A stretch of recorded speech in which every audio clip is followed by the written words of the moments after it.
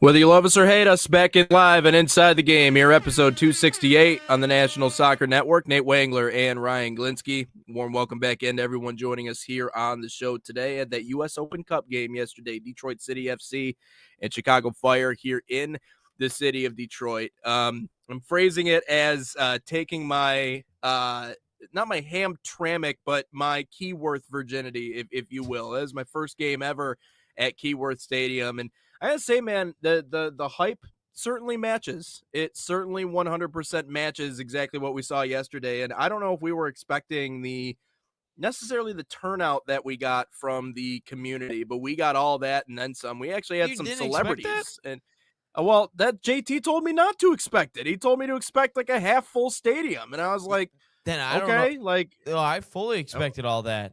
I've been to no, one. I've been to a U.S. Open Cup game at Keyword. They always show up. oh, all right. Okay. Well, good. Yeah, then good. That's what I was hoping for, and clearly I was not. I was not disappointed. But anyways, yesterday, fun experience with all that. Apparently, Greg Berhalter's too cool to talk to our very own Ryan Glinsky. I guess that's what happens when you have two G's in your name, two G's in your first name. Greg, good. Didn't want to talk to Ryan. So, but a great experience nonetheless. Yeah, no, it was wonderful. It was a Detroit playoff atmosphere. It was amazing. Chicago fans were all over the place. Detroit fans were all over the place. It was great. It was a great environment. Better than some. It's a better environment than you'll get at some regular season NBA games, regular season NHL games, regular season. You ain't wrong. Pretty much anything. It was a playoff atmosphere. Obviously, the result didn't go Detroit's way and it went to Chicago's favor. But no, it was an unbelievable performance from the fans on both sides, and it got chippy in certain aspects of the game, but luckily everyone got out of there okay. We're going to have a chance to listen to a couple of interviews coming up in the latest segment here in hour number one. Who'd you have a chance to talk to yesterday? David Prodiba. Prodiba. I don't know his last name. And then Jason Shukaluk. I forgot his name. I forgot his last name. But he played in Poland, Very so nice. I was like, shout out. Yep. So we'll hear from a couple of Chicago Fire guys from yesterday. Detroit City FC ended up losing the match 2-1. They were within an eyelash of taking the 1-0 lead in the first half. Just missed out on the opportunity off the post, and then Chicago put up like 2 goals. I think it was a stretch of like 5 minutes, and that's all they needed. 3. They just kind of rode that 3. Sorry, that is in a flash. So kind of rode that until the very end, but.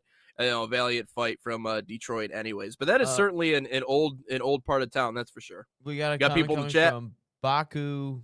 I'm just gonna call you Baku. Says DCFC is a good program. Delu a good player. Shukaluk's 2 ahead of level wise.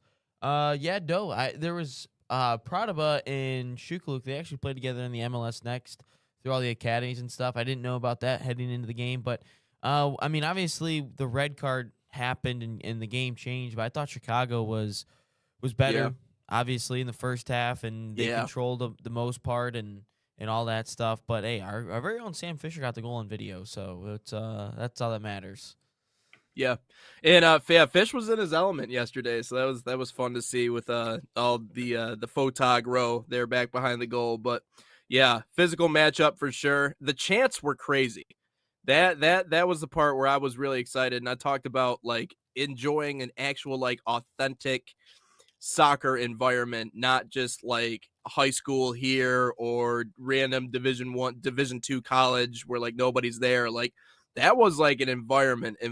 And so between the flares and obviously the chants, which like I don't even know if Detroit had like the most creative chants in the world, but like they were definitely aggressive for sure. I was And they just were hoping loud for and a they had that. Arena chant. That's what I was hoping for. I mean, if I were them, that's what I would have done. Alex I don't know. In TikTok, he says everyone who was mad about MLS killing Open Cup a few years ago better tune in tonight. I don't know who plays tonight in the U.S. Open Cup, but I did. There were a slew of upsets yesterday. I know that. Yeah, I think Louisville ended up winning. I guess we could talk about the scores from yesterday and today. Yeah. So Louisville ended up holding on, beating Austin FC. Rhode Island did fall. And Colorado Switchbacks won. That's in terms of upsets. Sacramento Republic loses in a shootout. So let's see what we got here today. Oh wow, there's a St. Louis FC Tulsa. That's USL's. So there's a lot of USL teams left. One Knoxville, Pittsburgh. I mean, one Knoxville's a USL one, but Yeah. Pittsburgh, Charlotte Independence, FC Naples. So there's a lot of USL teams left in this. Phoenix Rising, another one. So okay, we'll see if any more USL teams get through. Yeah. That's cool. Yeah. And obviously Detroit that close to taking the lead yesterday. Obviously didn't end up getting it done, but we appreciate you guys following along with all that. Did If they you hit want the to check post in out the those first half? videos, you did. Check us out on social media and everything we got up there. So great experience. Like I said, I'm just happy that I got my one in before it's done, because is DCFC playing in their new stadium? Is it next year or 2 years from now? Next year, supposedly. Next year? Okay. Yeah, they probably need it too. The lights at Keyworth weren't really lighting last night. No, That's the not at one thing all. that I was very curious about. But let's get into the first part of our conversation here in hour number one. Again, follow us on social media, Inside the Game, as well as Sports Nation. That's sports with a Z. I know we got more and more of you hopping in the chat, so feel free to drop in at any time. But Italy has been on the forefront of our minds lately on this show, obviously missing the World Cup for what would be a third straight cycle. Or did they? There is an outside possibility that Italy could still, in a roundabout way, make the World Cup and come to the United States. The possibility comes from whether or not Iran decides they want to go with playing in the World Cup. We talked about the political tensions and obviously a war that's raging right now, which would put a damper on some people's plans, and understandably so. So if they end up pulling out Ryan Glinsky, to replace them would more than likely be Italy, Well, despite they'd not have to win a couple qualifying games. for the World Cup. But they would We have know to they win a can't couple win of games in order to do We so. know they can't Yeah, win big World Cup qualifying games, man. right. So therein lies the problem, right? They have to win a couple of games in order to do so. However, we have talked about how they're going to host in 2038. It's odd how close that was to the time frame of them being eliminated from the World Cup. But I don't know, Ryan. I don't know how FIFA strikes you. It seems like an organization that isn't above appeasing, especially to a country that I'm sure they want to keep in their good graces. Yeah, no, I mean, if Italy wants to host the World Cup, sure. I mean, there's going to be a whole bunch of issues. The only issues that's going to be is who else are they hosting it with? We've seen the last, I mean, obviously this World Cup, and then we got the next one with Morocco, Spain, and Portugal. So there's going to be another joint bid, which then they even want to start the next World Cup in South America. So I don't know how it's all going to pan out. But with the World Cup in Italy, you got to figure out who are they actually going to be doing this whole thing with, because I think there's a little bit of another country you got to have along with your joint bid. There might be two other countries. I don't know, but Italy, I mean, they're a big nation. They're a big, I wouldn't say a blue blood in terms of international soccer, but they're a big nation, big country. They've won World Cups historically. They've been a part of a Zinedine Zidane headbutt, so they're all over the place. But the thing that is interesting is the fact that they wanted to host a World Cup immediately after being eliminated. I don't know what the other teams or what other countries want to host a World Cup. I don't know what the other ones are, but if I'm Italy, I gotta have like another joint bid with another nation. I don't know who it's gonna be over there, but you've got to. And again, the stadiums are already built at that point. You have the San Siro, you have the Napoli Stadium, which we'll probably talk about that tomorrow, which is just stupid about Gen Z soccer, dumb. And then you have Juventus Stadium. I don't know all the names, but I just know the San Siro is the only name I know, but by just memory. So they have the infrastructure there. They have tons of great stadiums. I mean, I'm sure they have stadiums they don't use for soccer that they could use. But no, Italy, I find it funny that they want to host it all of a sudden. Like, I mean, guys, we get why you're hosting this thing. You just don't want to miss another World Cup. But on the other side about Iran, I think it is I think it would come down to two teams from Asia and then the two highest ranked teams in the World Cup, like playoff again. That's what I think it is. And Iran not being here, if they want to pull out, whatever, it's it's up to them. Obviously, I understand why and all that stuff. But I mean, at the same time, I don't want to have another team that didn't truly qualify for the World Cup and in the Mm, World Cup. I don't, because we already yeah. have all this expanded field and all that fun stuff, and they have teams that don't typically make the World Cup this year. And I don't want another team in the World Cup that isn't supposed to make it. If that makes any sense, because Yeah. Yeah. it doesn't make any sense, because it's just going to make the games worse, and there's going to be more Yeah. blowouts and all this stuff. But hey, let's expand the field. Right. No, expanding the field doesn't mean better games. So that's all I would say Hmm. is just because we're adding another team in, I don't want to. It's just because we expanded, it's going to be worse games, and I don't want another team in. But Right. Italy, they have quality, they have good players, they're from Europe, so I would hope and imagine they would qualify through the new playoff, because Iran wants to pull out of it, or whatever they want to do, Yeah. which they never notified anyone. They just said, "Yeah, we're not going to be in the World Cup." But then it's like, well, no one's said anything about it, so maybe they're just blowing smoke or something. But yeah, no, Yeah. that's what I would say. Well, and to your point too, I mean, it would still be competitive if Italy got in. Like they still like to your point, they're still pretty deep. It's still, if they were to get in, I don't think this would be a situation of, I don't know if you watch mixed martial arts at all, but there's been, examples in the past of in the MMA, some guy drops out really late, they just have to literally plug someone in 24 hours later to come and compete. Like, it's not going to be one of those situations. Like, they are going to be able to put on at least a decent showing. It just doesn't feel right including someone who obviously didn't earn it and didn't earn it in an expanded field. Like, it's one thing to not get into what the original field looked like, but now that it's expanded and all these additional teams have been added, you got bounced out by Bosnia. So I think it's a little cheap, but the truth is that it's still a really respected country in terms of this sport is concerned. I'm sure logistics, you wouldn't really have to worry about it in 2038. Also, you wouldn't have to worry about qualifying, but 2038 is still a ways off. That's still what, 3 more cycles away. So I mean, unless you want to stretch that drought that you have to 6 straight cycles, there are much larger issues looming right now for Italian soccer than necessarily hosting the World Cup in 2038. But I just think if there is one place that, if Italy were to get in, I still think that nobody they would think it was cheap, and I would think it was cheap too, and it would be like one of those asterisk things where it's like, okay, yeah, you got into the World Cup, but how did you get into the World Cup? Like, it just so happened that you Yeah, snuck in the we'd say that back about door a because lot of someone teams, else though. backed In out. this one, Right, exactly. So that is exactly my point. Like, I mean, if we're having Haiti and Curacao, then what's the harm in having Italy if we absolutely need someone to fill that hole because Iran's like, we're out of here. We want nothing to do with this whole thing you guys got going on here in the United States. So I do think it's a little odd, but I think for Italy and especially for FIFA putting them in, I don't think it would really. I would be honest with you, Ryan. I don't really care. It really doesn't change a lot in my mind. They're not going to win the World Cup. I think they would be more fun than maybe some other sides that we would see, depending on what they do. But yeah, who knows, man? It could certainly go one way or the other. That's for sure.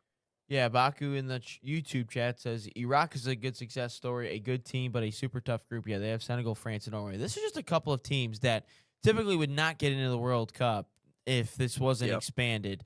Mhm. Qatar would probably be another one. I know they hosted last time, but I mean, outside Yeah. of that, I don't remember them being in any other World Cups. Haiti, another one. Where are they at? Curacao. You have Tunisia. No, Tunisia's been in World Cups.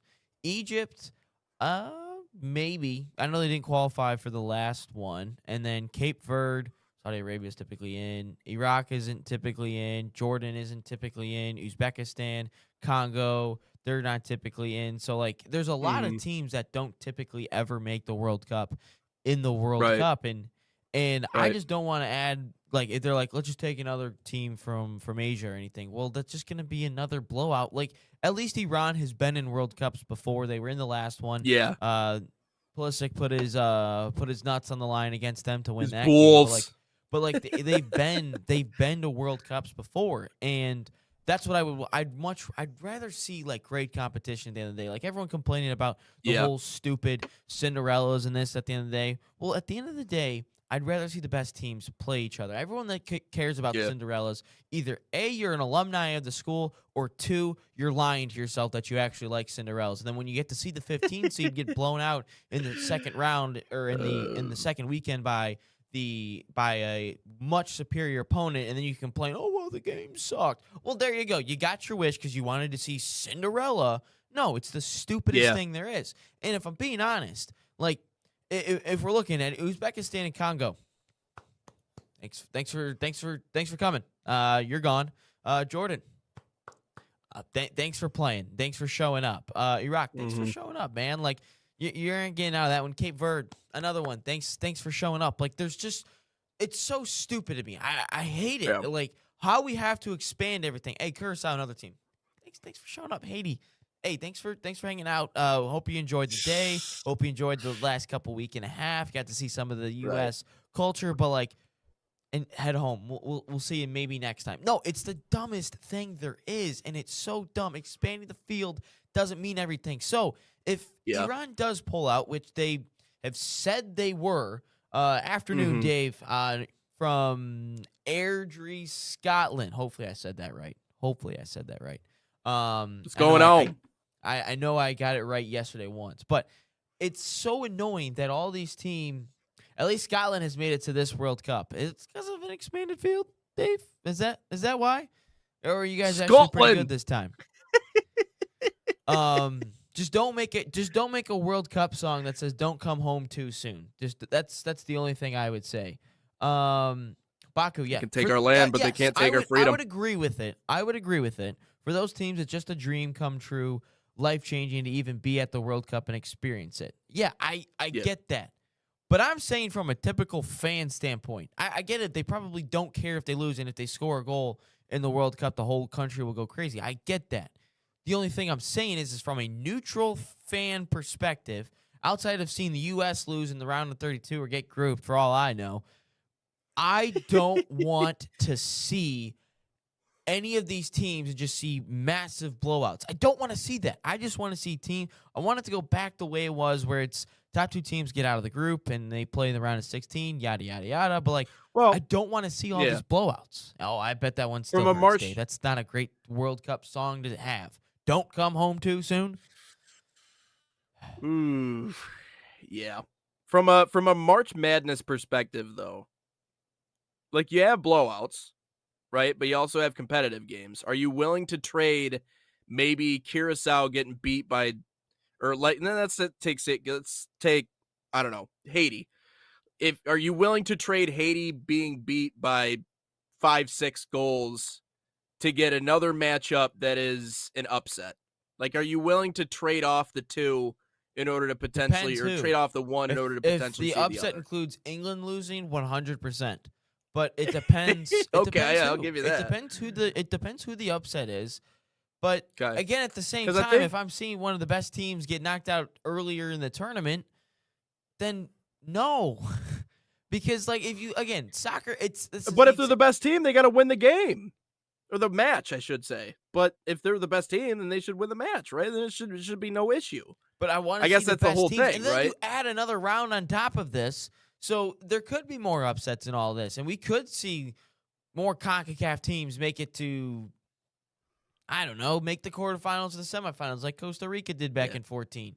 But all I'm saying is I am not tuning in to let's see who's in Haiti's group. Brazil. I ain't tuning into Haiti versus Brazil. It's gonna be 8-0. I ain't tuning into Germany Curacao. That's gonna be another 8-0 game. Like it's stupid at this point. Like we're just adding teams in Cape Verde, Spain, or Cape Verde, Uruguay. No, it's gonna be the dumbest thing is. Baku, I don't think the blowouts will be like they are in the UEFA Nations League, teams resting players against easier ones. Yeah, no, everyone's going to have all their best players playing from the jump. I'm just saying I ain't tuning into games that are 8-0 and all the fun stuff. The only reason that it was crazy about a blowout in 2014 with Germany-Brazil in the semifinals when it went 7-1 is because that never happens. And the fact that it did it to the host nation. Like, everyone's tuned into that blowout. But again, at the same time, you got that buildup of these are the best two teams in the world. Granted, there's no Neymar and Thiago Silva. Silva suspended, Neymar died. But, like, there's so much build up to it, and everyone wants it. And then all of a sudden you see a blowout. It's like, it was almost like Arizona, Michigan, where these are the best two teams in the nation. Let's see what happens. And then Michigan blows them out, and you're like, what just happened? They beat them by 30? They were up by 30 points at what point? And they didn't even do it without Yaxel? Like, that's what happens. And I don't want to see all these damn blowouts. So if back to the main point of this whole thing, yes, it's funny that Italy's hosting a World Cup. But at the same time, you better not just take a team that didn't qualify from, like, Asia or something. No, just take the best European team that did not qualify if Iran doesn't want to be in it. Oh, yeah. Because it's going to create better games, and it's going to be a better matchup. And for whatever group Iran's in, I don't even know what group. Oh, Iran's in the Belgium, Egypt, New Zealand group.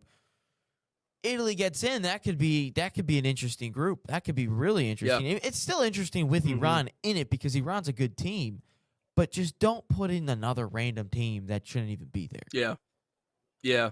Well, much like March Madness, I guess you get both of them. I see why they wanted to expand the field, but as much as we like to poo-poo on the Italians and the bad run of form that they've been on lately, still wouldn't mind seeing them in the World Cup. Still think it would. Yeah, no, I would love to. Their fans are passionate. They have good players. No, I would absolutely love to have them, and their history, their whole culture, like, it's great to have. But hey, I don't know what's going on over there. Yeah, that's fair. When we come up next here on Inside the Game, we're going to talk about Mr. Crooked Crocker, Matt Crocker, that is, out as the U.S. men's national team soccer sporting director. Real quick. I see a victory lap real quick. I need a victory lap. I know you're trying to lay you off something, but I saw Bayern Munich on the screen there. Can I just say, for everyone that was in the chats the last couple days telling me, oh, Barcelona's going to get through, they're going to win, they're going to be Atletico, I said yes. But at the same time, they're going to win the game, but they're going to lose the leg. They're going to win 2-1. Oh, and Atletico goes through, but all the Barcelona fans, all this. I told you what was going to happen. And then everyone thinking Liverpool's going to do this or that in the Champions League. No, you guys never were going to do anything. Ousmane Dembele was going to show up. He was going to dominate. He was going to do whatever he did. Why? Because Kirkish is trash, and all of your defenders are trash. Allison's good. I'll give you Allison. He's a pretty good player. But, like, the whole team is trash. It's rotten. And you guys are like, oh, no, Liverpool's going to win it. They're gonna get through. No. Your team is garbage. Ousmane Dembele, Ballon d'Or winner, probably going to win it again. He's the best winger in the world. But, like, Liverpool's got a shot. No, you didn't. Even at Anfield. No, you didn't. Never did. And all the Barcelona fans, I told you what was going to happen. But Lamine Yamal won. Lamine Yamal did this. Okay, Baku. Arsenal's not bottling anything tonight. They're going to win this one. They'll bottle the league in the Champions League, but they're not going to bottle tonight. But no, I just had a victory lap real quick because I got everything right, but no one believed me. Hell yeah. Hell yeah. You tell them, Ryan. Let's talk about the Germans for a second, and then we'll let you sound off a little bit more when we come back. Sound good? FC Bayern summer soccer camps are a proud sponsor of the National Soccer Network, fostering football excellence across North America, open to boys and girls of all skill levels. FC Bayern camps deliver elite training inspired by FC Bayern Munich's world-class philosophy. Right now, select your city and start a promising soccer path. Save $30 on registration by using promo code BayernNSN30. Again, that's BayernNSN30, or scan the QR code on your screen. Learn more at FCBayernYouth.com.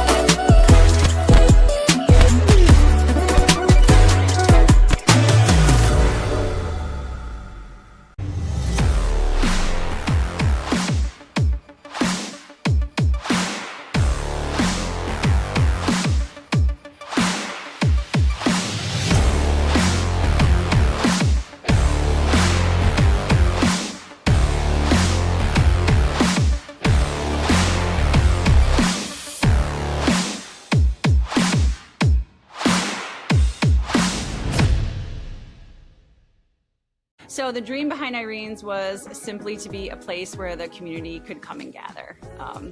This is my hometown. We're raising our family here, and we just want to be a space where people can come together as a community and share a great meal. We've got golf simulators, we got pinball, live music, trivia nights, but we also have fresh, always homemade, locally sourced food, and we serve it with a sense of Gemütlichkeit. This is a German word that conveys a sense of warmth and coziness and belonging. We're excited to show off how we're growing and that this is the place to be. Back in on Inside the Game here on the National Soccer Network. We're live across YouTube and Roku, wherever you are watching us this morning, or if you're watching us on social media, on the TikTok Live or wherever else we are live across our platforms. We appreciate you guys stopping by as always. Ryan, getting into the next part of our conversation here in hour number one. I know that one of our favorite topics to cover as of late has been U.S. youth development, the U.S. pyramid, the professional side, whether it be MLS or USL, and what it all looks like. And competing at the highest level, as we know, always begins with the youth. It begins with the kids. How do you develop the kids? How do you put them through the means that you need to put them through in order to get them where they need to go? And so the question mark becomes, how does USA Soccer direct that? And our sporting director, the guy who was in charge of making sure a lot of that happens and really kind of guiding the new way, the new era for USA Youth Soccer, Matt Crocker, is gone. Breaking yesterday that he had taken a deal with the Saudi League and will now be working with them. Not Saudi League, the Saudi national team. Same position. Saudi national team, that is. No, he doesn't want to deal with that mess over there in the Saudi League. No, yeah, the Saudi League is a mess. Yeah, not the league, the national team. I mean, to no one's surprise, right? Making 3-4 times the amount of money that he is, or what he would have made here in the United States. The question of will it impact the U.S. men's national team in their World Cup preparation? My guess is probably no, right? We're already 2 months out. Like, Mauricio Pochettino is the one calling the shots. And so we have what we have going into the summer of 26. Like, there's nothing really we can add or take away. Nothing's going to change in the next 2 months that's going to affect the U.S. men's national team. However, the bigger issue is when it comes to the youth game and development pathways. Matt, this entire time, you were talking about we and us and our and I, and what are we going to do? You said all these wonderful things about the United States and the soccer haven that you were going to essentially create and the new pathway and breaking down a lot of these systems that we had in USA Soccer in order to rebuild something that was new and more authentic and more, capable of building young potential soccer players. There's multiple different entries. I was just reading a Wall Street Journal entry a little bit earlier talking about all the different glowingly positive things you said about USA Soccer and this dream that you had, this vision that you had. Sometimes it's not what you do, Ryan, nearly as much as it is the principle of what you're doing and the time in which you're doing it. Like leaving USA Soccer 2 months before the start of the World Cup to get your fill of that good old Saudi money. And we know exactly what comes with that.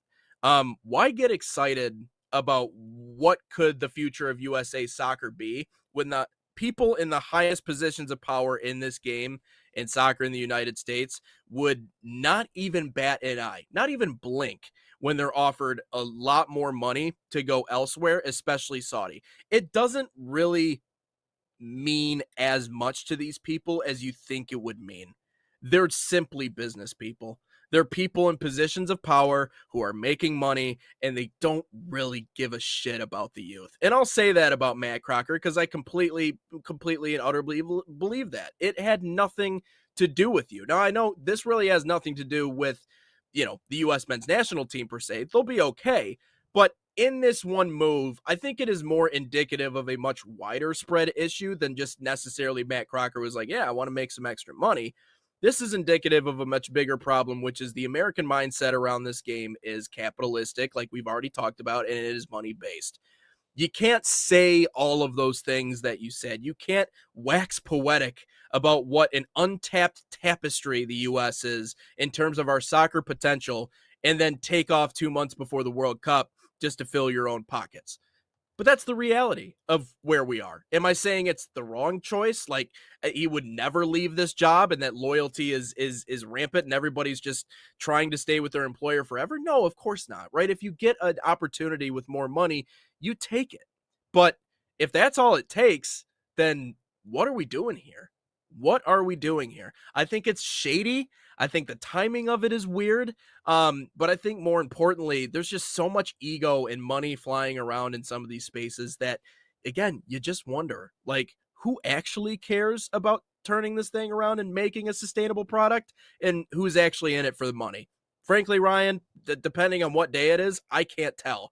And clearly, I know where Matt Crocker stands when it comes to all this. And that's just the world we live in. Unfortunately, the Saudis are able to just throw money around and kind of change things the way that they want to. And they'll go out and get who they want to get. Ronaldo being another example, just because they have the money. It doesn't mean they have the infrastructure or anything else. But I think it's shady, to say the least. This guy, Fabian's trying to get me to eat another blazing wing right now. He's trying to get remontada and all that fun stuff. No remontada. How many likes is he up to? It's not the real. How many likes is he? No, he's on YouTube. He's not. I don't know if he. I'm sure he like like the YouTube live. He's not in the TikTok chat. But no, he's trying to do that. Here's the thing what Matt Crocker did. He did a half decent job, I would say. So he brought in Emma Hayes, and obviously Emma Hayes is doing great things right now. Brought in Mauricio Pochettino. I think the jury is still out on that. If that's good or not. He brought in a lot of good youth national team camps. So I guess that's fine too. And then let's look at the bad things that he's done. He brought in Greg Berhalter for a second time. Not necessarily the best thing that I would do after the whole 2022 debacle. Maybe not the best thing. And then if you look at it now, from what I've been reading, what I've been hearing from people is that the U.S. soccer director is really just a talking head. That's all it is. And what I guess happens behind the scenes is that the board kind of runs all of soccer. They make the decisions, and the sporting director is just the talking head. That's just some things that I've seen. So I don't know necessarily what this guy's had in control. But there's a couple things that we're also missing that we don't know yet. Maybe Matt he got the offer from Saudi and was like, can it wait till after the World Cup? And they were like, no, it's got to happen now. Look, I'm never gonna get mad at anyone for trying to better themselves and get generational money. Dude, it's Saudi money. That means you're probably getting paid 10 times more than your current job is. So I can't fault him there. But the only issue is we need to get someone in this role, this particular role, because the manager doesn't matter where they're from. But this role needs to be an American. This role needs to be an American because this guy's Welsh. Yeah. So this guy has no loyalty to the U.S. men's national team. The guy could care less about – I'm sure the guy could care less about what the U.S. men's national team does. Now, if this is if we were to flip this and he was the Wales sporting director and the tournament happened in Wales, like the World Cup finals held at Wrexham or something, like, I don't know. I just thought that was funny to think about for a second. But if that were to happen, he would not have done this. There's no way. But we need to get this role to be a true American person that wants to see the U.S. men's national team and the U.S. women's national team succeed. Look, he got half of it right. He was able to get the women's national team to succeed again, become a world power, because before 2024 was the Olympics, right? Yeah, 2024 was the Olympics. U.S. women's national team was kind of teetering around, the world kind of catching up, whatever you wanted to say. But no, that's what he got half of it right. From the men's side, though, it's not. But we just need to get a true American in here. Look, Matt's he's gonna be like, okay, I got my check. First check's gonna hit. He's gonna be like, I could care less about what the U.S. does. Yeah, it's great to see a World Cup, but hey, I guess the money is life changing. Look what I can go to all the World Cups. I can go to all the World Cup matches if I really want to. Yeah. Let me put it this way, and I'll make this really easy for USA fans that watch our show and for people that want to see this U.S. men's national team succeed And also, I think more importantly, want to see that culture, some of what I saw yesterday at Detroit City FC in Chicago, want to see that grow. The popularity of the sport continue to bloom, and maybe not the FU chance, but everything else they want to see continue to come along. To those people who truly and genuinely care about soccer in the United States, you should probably stop doing so. Because even the people in positions of power are the ones who make the decisions in terms of how to shape all of this and how to make it better and how to get us to a better position and how to develop and how to create more of that, and actually caring about bringing us to a point to where people don't look at us and laugh when they think about the sport. Don't give a shit.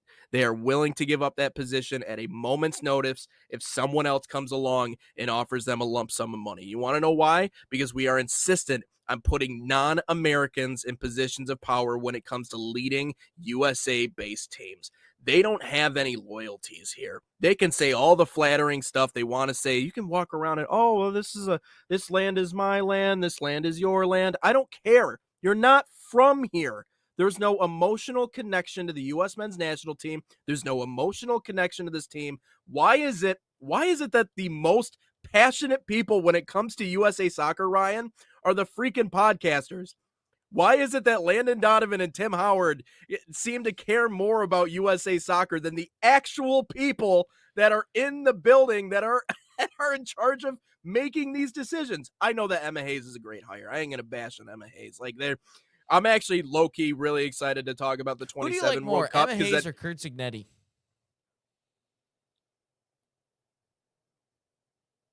From a personality perspective, Emma Hayes. From a winning perspective, like who would I want to play for? Probably Kurt Signetti. I was just wondering. Yeah, I don't know. Yeah, Emma's fun though. She's just like bubbly, and she's got this cool personality thing. She loves her players. Fabian thinks that Pep Guardiola should be the U.S. men's national team manager. That's a fever dream. But then he goes, could happen. USA wastes crazy money on crap. They can give Pep generational money and make a team. I said he won't be able to spend $1 billion on players. He goes, you got Trump and Mark Cuban. Sure, anything can happen with those guys, right? They got so much money that it's not even funny. Trump was not the first person to mention in that. Mark Cuban. It's funny how he just picked two random guys. It's a ton of who money. else do we have? Elon I guess Musk, we got Bill Gates. We got Didn't even mention Jeff Bezos. He didn't even mention Elon Musk. Yeah, Bezos would be the first one. I would even mention Mr. Beast. But, Mr. Beast. I have another $1 billion, and I'm going to win a World Cup. Mr. Beast. Yep. Maybe we can get Speed to play for the U.S. men's national team. Then he'd be fast. Then he'd be barking at we'll people. Take off.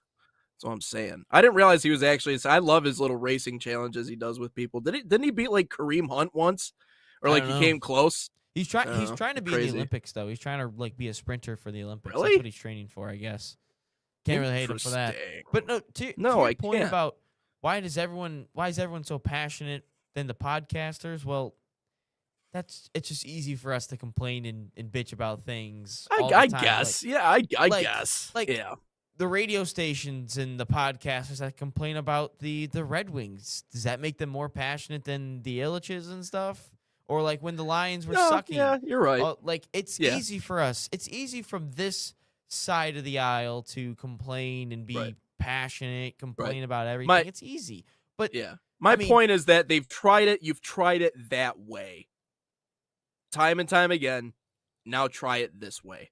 Okay? Try something different. Put someone like a Jesse Marsh, somebody from here that might have a true understand that it actually might be like dedicated through and through to making this what it needs to be. He's from here, has a family here, his kids are here. Like he's not just gonna up and take the money from Saudi the next day just because just because he's just looking to fill his pockets. No, we can't have the Microsoft guy. We can't have that. We can't have. He's Microsoft the owner of the Clippers, right? Ballmer, Steve Ballmer. We can't have him because of. Hey man, he's passionate because he's coked up. Yeah, so but he's also dirty, cheap, not cheap bastard, but he's gonna be freaking fired up, guys. The Clippers are gonna be the first NBA team to ever get a Woo! death penalty. That's what it's gonna be. I'm fired up, guys. Let's go. Yeah, but now No, I think guess he's- what's I going to think he's happen? Now great. he's going to give his NBA team a death penalty. So I don't want that. That's not what I want. No, we can't have the Whatever. Microsoft guy. The money. Whatever. Everyone's complaining about the money in America and all, and FIFA and all that stuff. And then we add Ballmer to the U.S. men's national Whatever, team. man. Yeah, It's no, like Man that's- City with those. It's like Man City with those 115 fair financial play allegations.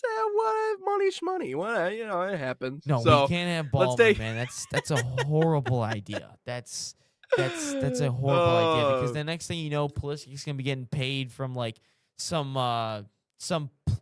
random daycare in like Texas or something. Wait, how is Christian Pulisic getting paid this from that? I don't know. It's like, hey, Steve, what's Kawhi's contract? How does Kawhi get paid, Steve? I don't know.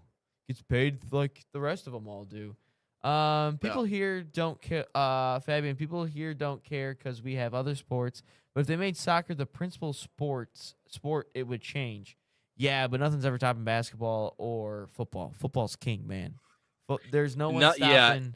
There's no one stopping a whole bunch of Southerners tailgating on a good Saturday afternoon in Baton Rouge, which we will have to talk about the FIFA tailgating here soon. But no, it's gonna be a cold day in hell when anything ever beats the National Football League. Which is like whatever it is, it's got to be. I don't know what could be better.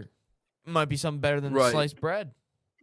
Right. And I actually, before we go to break, because I know we got to get one more in here, but I did get a really interesting comment as it regarded to that yesterday. I'll see if I can find it on here, but it had everything to do with the fact that our best athletes are not playing, like their whole lives, not playing the sport of soccer. And it had everything to do with, just the other options that we have here. I'll see if I can find it. It was really good. Oh, here it is. This doesn't make any sense to me at all. Being athletic doesn't mean your personal athletic skills would make you any good at a sport. It's more that we don't have the same youth infrastructure as other countries. Okay, sure. So but what I will say, if we were to take 90% of basketball players, they wouldn't translate to soccer because you can't be 6'5" plus unless you're a goalie. Like think about the kids playing in college though, like the high level college kids who are like 5'9", 5'8", or like not towering. Like 6 foot is like how tall was that center back yesterday that we were looking at? He had to be like 6'2". Right? Fabian, man, I can't be reading those comments out loud, man. I can't be doing that. But he did bring up a good point. He goes, take the money of all the 4 sports leagues and pump it into soccer and implement tiki taka. Yeah, that's gonna go well. The whole country might just like collapse on itself. Like, what do you mean there's no NFL? No. So the thing is size in soccer it's this from all the different sports. It's not going to translate. The only positions that it'll translate are point guards. Some point guards, because some point guards are 6'7", 6'6", 6'8". But you've got to be. There's a certain height that it is 6'2", 6'3". I mean 6'4" is like damn near Wemby out there if you're on a soccer field. So like Saquon Barkley, I think would be very good, but there's a difference between the way that the American leagues have a pathway and soccer does in America. There's no true pathway in soccer in America. There are true pathways in football, basketball, hockey, and baseball in America. The colleges take care of everything. So these teams don't even have to have academies or minor league teams. Baseball does and hockey does. But the colleges still take care of everything.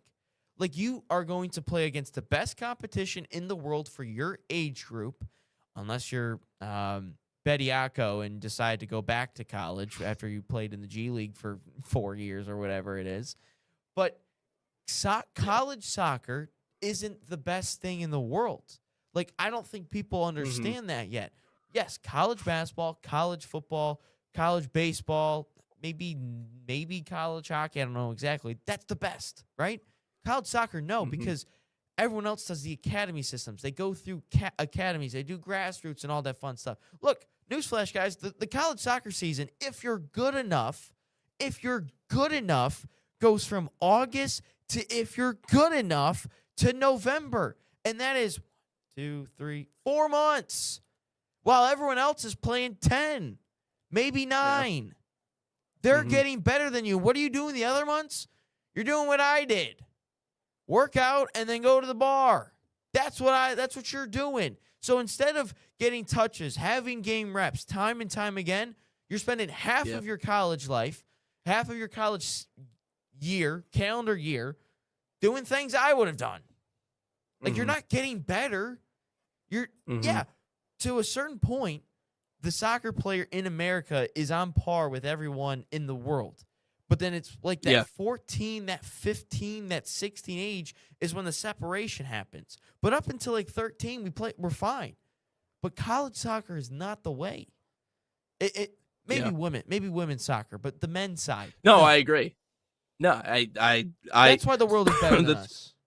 Oh, we got one coming from Vertical Gambit says that is not the issue. The issue is soccer is a 4th-tier sport in America. If it was the first choice for all athletes like it is in other countries, then we would be better. Yeah, I would agree. But I mean, I'm not saying that's the only reason. Like, that's I understand the structure and the pyramid and all that other stuff. But if we're addressing the list of issues, I would certainly put that one towards the top, right? Because if it is the most popular sport, and let's just not even say most popular, let's just say second most popular, right? Because that would technically be basketball in the U.S., right? Because nothing is going to touch football for as long as, this is why when, like, even if you're not a good football school in the U.S., that's a bad thing. Like, you need to be stomachable in football because football is football. Like, can't be it's still the biggest sport in the U.S. Yes, exactly. So nothing will ever be, but even basketball is the second most popular. But what happens when that is the case? Again, you watch it, you consume it, you're surrounded by it, you play it, even in the streets. Like, I'm walking up to Keyworth Stadium yesterday, and I'm watching the 4 or 5 kids play basketball in the driveway. You know what I mean? And it's like, we're a stone's throw away from a soccer/football stadium, and they're shooting hoops. You know what I mean? But that's the U.S. because that's what they're surrounded by. But I don't think the whole, like, people saying, well, no, they're too big to play soccer. Oh, those guys in the NBA, oh, they're just too big and clumsy. In the Netherlands, 6'3", 6'5", 6'4", 6'4", 6'2", 6'6", 6'4". Like, seriously? Those are NBA heights right there. Unless it's just a roster height. Oh, geez, I can't even. What, Weghorst? Oh, oh my goodness. He's trash. I mean, he's not. But he's 6'6". I mean, like, but I realize I picked the Dutch. Like, the Dutch are like the biggest people, but the only positions you could take are a point guard or a shooting guard, and there's a certain height limit. Oh yeah, obviously you're not gonna take a Di Mara and put him out. No, there. You're not. Like, Di Mara said he hated soccer when he went. I know, but like he said he went to go save it, and he hit his head on the post, and he's like, "I'm done with this. I'm not doing this anymore. I want to go dunk." Like, that's what it is. Like, that is. Yeah, but, and then you work in the football team skill position guys. Those guys are not terribly tall or any, That's why I said or you you gotta think do of hockey players. Slot They're not receivers. terribly big.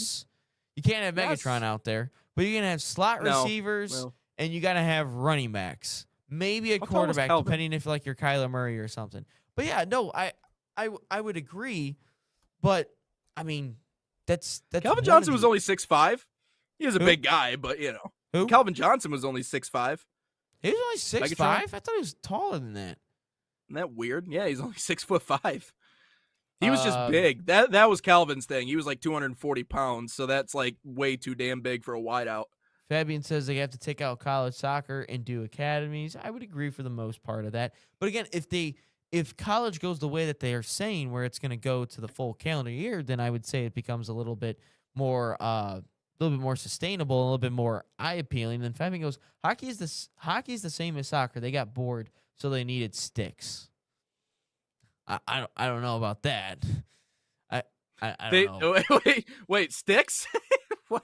Are there sticks in soccer? I'm very confused. Oh, no, they got bored of soccer, so they created hockey and added ice and sticks. Oh, okay, I see what you mean. And then he says, garbage. Real Madrid rules. Remontada is not happening at all. I'll tell you that right now, Fabian. Remontada is not happening tonight at all. and it's not even a remontada. You're only down by 1 goal.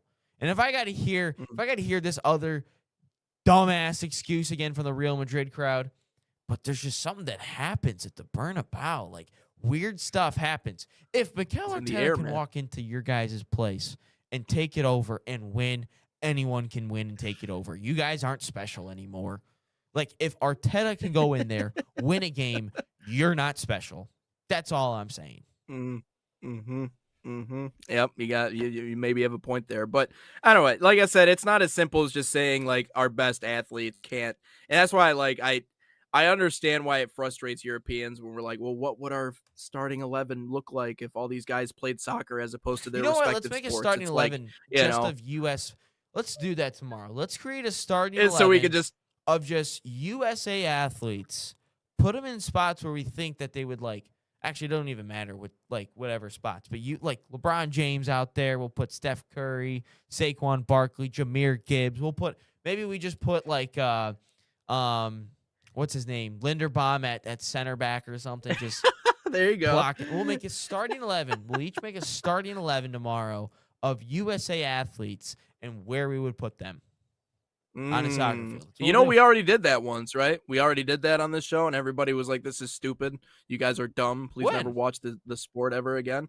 It was months ago. I think you were fresh onto the scene when we first did it. Either that, or I tried to get JT to do it, and he wanted nothing to do with it. So I don't remember. I have never done this, so all right. We'll probably get made fun of, but it's fine. But it's yeah, fine. I'm gonna make it. I got a plan for this. It should be pretty funny. But let's take a step aside. I know we got some interviews that we want to get to. We're a little late for break, so let's do the bar read. Barca. Yeah. Barca. Okay. Let's give Fabian's favorite team, Barcelona, out on the screen. Well, Barca Academy is a proud sponsor of the National Soccer Network and the official academy of FC Barcelona in the United States. Designed for boys and girls ages 6 to 18, Barca Academy camps follow and replicate the FC Barcelona game model. Same philosophy used by Barca's professional coaching staff. Right now, you can save $30 on registration by using promo code FCB30. Again, that's FCB30, or scan the QR code on your screen. Find a camp near you at fcbarcelona.us/camps.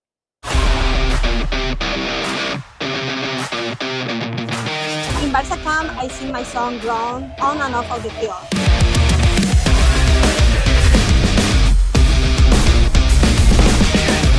Don't miss the time to register. Sign up now for Barca Camp.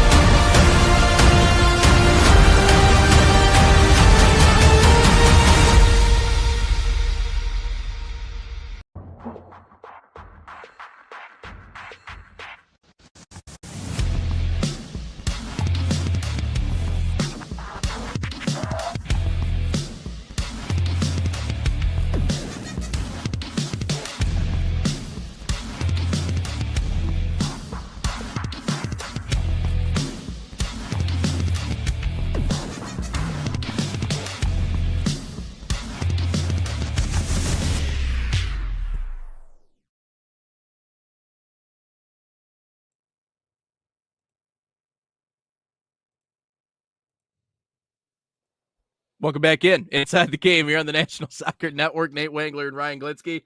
We got some interviews lined up for you guys again yesterday at Detroit City FC and Chicago Fire at Keyworth Stadium, historic Keyworth Stadium. So we had the chance to actually our very own Ryan Glinsky had the chance to talk to a couple of guys from Chicago Fire after that game.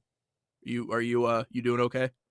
I thought you were concerned for a second. I thought you said you were lining up something for now, like right before. Oh no. No, my bad. I was trying to line it up for the interviews. My brain's not working all too well today, man. Gotcha. I'm a little tired, but no, we're getting to the interviews. We'll play the interviews. We had Shukaluk and Pradaba. I don't know exactly how to pronounce his name. Ryan Glinsky, National Soccer Network. Jason, you played with the Flint City Bucks not too long ago. Kind of felt like a local celebrity. Did you feel some of that hometown love from some of the Detroit City fans? Yeah, my time at the Bucks was such an amazing experience. They ran it so well. It was a great professional environment, and I actually saw some people who work with the Bucks, and I definitely felt some Flint love from in the stadium. So maybe that helped me get the 2 goals. How much does this do for your confidence? Yeah, I mean it's an amazing feeling as a striker to score goals, and I think my main thing is to keep building off this and keep getting better, and definitely helps the confidence, and I just want to keep on taking every opportunity. Ryan Glinsky, National Soccer Network. Have you ever played in a game where there's smoke just all over the field? To be honest, yeah, I have. In Poland, I played in Poland a little bit, and they're crazy about the smoke too, so I have. That's cool. How do you guys kind of not get too high when you guys scored 2 goals in a matter of minutes? I think it's just a mentality and character thing. I think we approached this game with the coach talked about it too, with a humble mindset. Even though it's a team from championship, it doesn't matter. We go into every game trying to win. So I think that's the main thing, just being humble about the game, and that ultimately we won. Lastly, how far can this team go? I think the sky's the limit. I think our goal should be to win the Open Cup and definitely contend in MLS too. So everything's winnable. Thank you.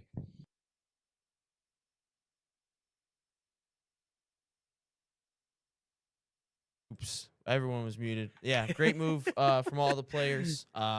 Really great to hear from all of them. Shukaluk, obviously, he was a local celebrity coming off the field, dude. He took like 1 million selfies with kids, and no, it was great. Former Akron player as well. So, no, it was great. Oh, it's really cool. No, and yeah, I like what he had to say, and it looks like I know Chicago Fire's getting a brand new stadium here pretty soon. It's funny, yeah, both teams are getting brand new stadiums, not just DCFC, but them as well. So.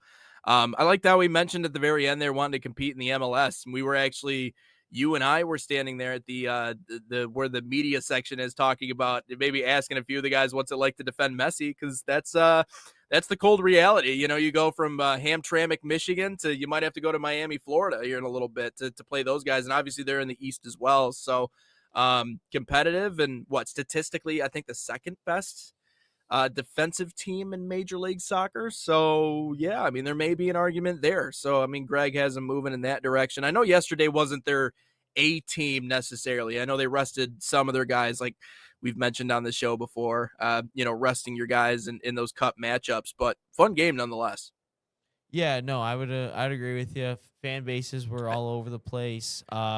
Good and I play. love how much they hate the MLS. I didn't realize that was a thing. Well, the T-shirt it's a says we were, and they want right, to see yeah, want to see DCFC being the top league in the world or top league in America, and they can't because of the whole closed structure, pay to play, fun stuff. I don't know what it all boils down to, but no, that's been a big been Well, and I think Detroit might have just wasn't a priority. Detroit is such a forgotten about city in so many sports circles, and it's crazy to me when you look at the actual numbers. But did you get an interesting comment? You looked like you were there's a lot of back there. There's a lot actually. So Vertical Gambit back in there, he says about the previous comment I made, that was a very short version of a post I have made in the past.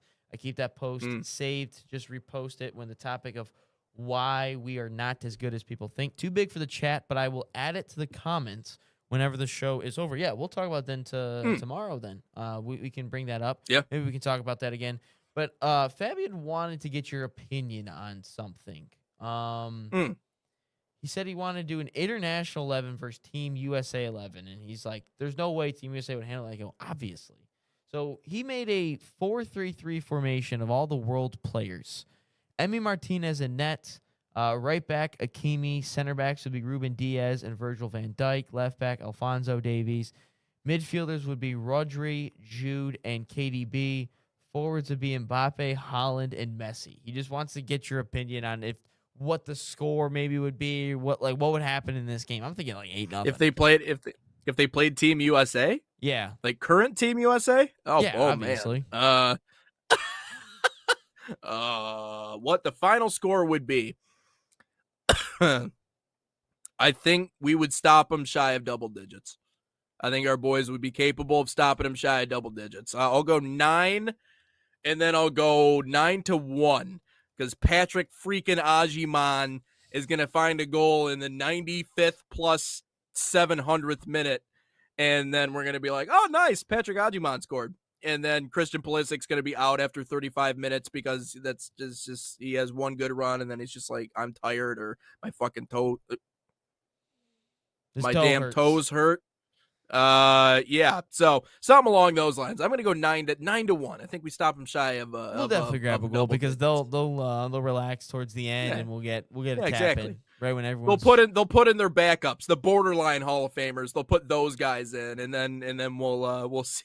Yeah, We'll maybe see we should what's have going like start 11 all day tomorrow. We do everyone's Oh. like starting 11s for the USA, for World. I don't know. It'd be funny. I'm excited though to do a starting 11 for just all of our athletes. I think it'd be great because I want to see where Well, you put certain guys in certain spots. Like who's Well, gonna play so, goalie you in kn- this? it's true. Well, so the U.S. obviously in basketball we do USA versus the world. Like for I think for the futures All-Star? game they do USA and world, like All-Star. Yeah, and then obviously they changed the way the format is now. So that's always kind of been the thing, like especially after the dream team, like it was always like the best of the world against what the United States has. Who would be that country in soccer/football that you could go world versus this country?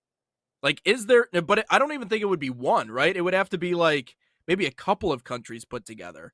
Because I don't think there's one that stands out as like, obviously France is number one in the FIFA World Cup rankings right now. And I think France is just a bulldozer, personally, much like a lot of other people. I But would is there say a you could country or a potentially set of do- countries?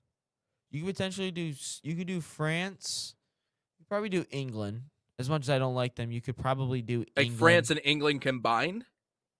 No, like you could do just Or just a like team. the world versus. Oh, yeah, okay. All right. Yeah, world versus team. You could do France. You could probably do England. Maybe It's a bold talk Argentina. coming from a guy. It's a bold talk coming from a guy who says England ain't all that good and they ain't gonna win a World Cup. Well, they're not Well, going where- to win a what's World the Cup, but they sli- have very good players. Like That's there's fair. really good All right. players all over the place, but they're not winning anything. I would say you could maybe you could do Spain, maybe, but like outside of that, I can't really think of another one. Not even like an Argentina would fall in there. You I think? think if you did Argentina a Or couple was it- years ago, but Yeah. Okay. I don't know. Or like primetime Messi Argentina. I don't Um, think you could do Argentina, to be honest with you. I think it's gotta be a European team. I think you could do France. I think you could do England. I think you could do Spain. Yeah, no, that's what I would go with. Or maybe to Yeah, be honest, 'cause- you could just do continents. You could just do a full South America team, a full Europe team, Yeah. a full North American team, Asian team, Yeah. Australia, Yeah, I mean- obviously, they have their own team already set. So That'd be funny if the U.S. had to combine with Canada. Like, oh, you get to combine with Canada. It's like, Canada and Mexico. who do we get from Canada? Who's the best Canadian soccer player? Do we even know? Alfonso Davies. Oh, okay. All right. I was Maybe actually Jonathan watching the other David. day, and Schrock can tell you this if he ever jumps back in the show. I don't know what that guy's been up to lately, man. He must be busy at work. But we were watching the Canadian Premier League the other day before we tuned into the Michigan basketball game. That was electric. Canadian No, Premier that's League it. There were- game. Yeah, there were probably like 200 people there. But hey, man, they're trying. We're all just trying. And we're all just trying to get to that next level. But it's just an interesting conversation. But I know we got completely off track from what it was we were talking about. What did we start? Oh, yeah, the interviews, of course. But yeah, so good stuff from both of those guys. Where would you like to go to next, Ryan? I know we got a couple more soccer topics we could cover, we could get to for sure, or we can pivot to all sports. You're the producer. I'll let you make the We call should here. probably talk about maybe who Javier Mascherano, about that whole situation. Like I think that one's also a weird situation. Like you're third in your conference in the MLS. I mean, yeah, you haven't had the best of starts, but like you're still in the mix there with Inter Miami. Right. And then you have like you just won an MLS Cup and then you just resign. Like that's just weird, is it not? Seems sudden. Yeah, seems sudden. Seems weird. Let's talk about it on the other side. First, let's talk about Man City Soccer Camps. They are a proud sponsor of the National Soccer Network, bringing world-class training inspired by Man City's global football philosophy to players across the United States. Open to boys and girls of all skill levels, these camps focus on technical development, decision-making, playing the game the City way. Right now, you can save $30 on registration by using promo code MCNSN30. Again, that's MCNSN30, or scan the QR code on your screen. Find a camp near you, usacamps.mancity.com.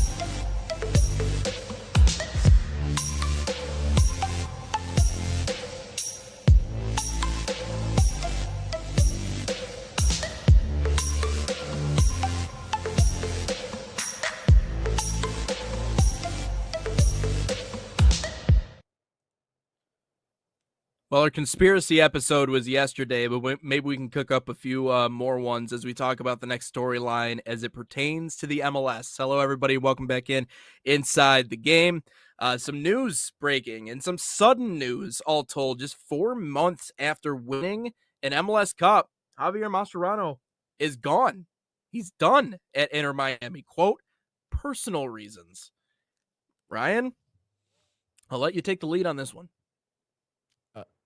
Yeah, he's just gone. I don't know. Like I don't know what else you want. It's just I don't know the guy personally. I don't know if you had a theory. I mean, I don't know. I don't mean, have a like theory. We're cooking up theories over. Okay, I don't at all. I just know who I would pick to replace him. That's the only thing I have. I think it's weird. Okay. I guess. Well, let's do the old Star Wars thing. Let's start later on in the series, and then we'll come back to what I think happened. But you start off with who do you think will replace him then? Xavi. Yeah. Oh, okay. Xavi. Naturally. No, I don't want to see that, Fabian. He wants to see USA versus Spain. No, it's the dumbest thing that could have happened because we'd get killed. No, I think Xavi would do a very good job at Inter Miami. I almost said Inter Messi for a second. Ooh, I mean, it's pretty realistic. But I mean, that's a good nickname. I just would say funny. I think Xavi would be the better option because, I mean, you think about it, Inter Miami is kind of like Barca light at this point. Pretty much at this point, and you think about what he did at Barcelona already. I mean, he kind of just stabilized. I mean, he didn't do an amazing job, obviously, but Barcelona was put in a really bad spot when he took over. But he stabilized things. He got things to the academy, and he's obviously not there anymore. But who knows Messi better than potentially Messi? Xavi has played with Messi for years. And you've got, Jordi Alba there as well, Suarez. He played with all of them. And I think Xavi would already hit it well in the locker room. He's got managerial experience. I think he'd be a very good option to be the next Inter Miami head coach. Is it realistic? I don't know. But, I mean, he's not managing, so he already got that part of the equation done. He doesn't have a job. And maybe David Beckham might know him. I don't know. I mean, they're both unbelievable football minds. So I imagine they've connected at some aspect in their lives. But I think Xavi Hernandez, not Xabi Alonso, Xavi Hernandez would be a phenomenal pickup for Inter Miami. I think he'd do a fantastic job with them, and he already knows all the players. So, Ancelotti. No. Yeah. I wouldn't say Carlo I don't Ancelotti would be a I good don't good choice there, Fabian. He's already and plus he was the Real Madrid side, not the Barcelona side. Ooh, maybe I don't want to what's his name? Luis Enrique. How about that? That's if we're just throwing names out. Luis Mm. Enrique. How about that? It's random names. All right. Well, I can Bruce Arena. No, I'm kidding. Here's I don't you don't want to stir up any sort of like conspiracy. I was joking about that. Like says for personal reasons. I trust that it's for personal reasons. The thing that's most shocking about it though is this is the hottest ticket coaching job in Major League Soccer, hands down. Goodbye, see you later, end of story, done. Like this is the hottest ticket there is in the MLS. And if we're going to say the hottest ticket in the sport in the country, yes, absolutely. Far and away, number one, without a doubt. Unless you're talking about, obviously, Mauricio Pochettino and the U.S. men's national team, but that's a completely different atmosphere, right? So to just up and leave, especially when you're at the top of your game and you just ended up winning an MLS Cup, strikes everyone is a little odd. However, I think it is reassuring, and I don't think there is any sort of deeper storyline to this as it pertains to Inter Miami themselves. Because when you read the quote that they said yesterday, he'll forever be a part of this club's history, will always hold a special place. What he did here, not only being a key part of an unforgettable achievements, blah, blah, blah, blah, blah, right? So they went on and on about, how great he was and all the good things he did for Inter Miami. And he did. And so when he says personal reasons, that could mean a laundry list of things. I think that's just what shocked people, is that when you have the job, you don't just walk away from it. That's not just something you do. But personal reasons can mean a lot of things. I mean, Sharon Moore's situation, those were personal reasons. And he kind of gave that job away when it was his dream job. Obviously, if you ever got the chance to see like the body cam footage. But I don't think it's the same thing when it comes to Javier Mascherano. I just thought for a lot of people to see the suddenness of it all is shocking. But now when you talk about the new man that's going to be in charge of Inter Miami, this is going to be an interesting choice just simply because I do think compared to the rest of the MLS, let's just take the top 5 teams that are valued at over $1 billion and separate them from the rest of the equation for a moment. Those top 5 jobs are the most important ones. And obviously Inter Miami is number 1 on that list. And so you bet they're going through the Rolodex and every single available option. They might even get some help from Major League Soccer themselves. Because they're like, we have to make sure that our baby, our golden child, continues to be as such. Now, I know they're a talented squad. They're probably going to continue to win regardless of who you put in that position. But seeing their golden child lose a key piece of themselves overnight like that for personal reasons. And again, I know life happens. You have to step away. You have to do what you have to do. Shout out Javier Mascherano for having the maturity to do so. Alrighty.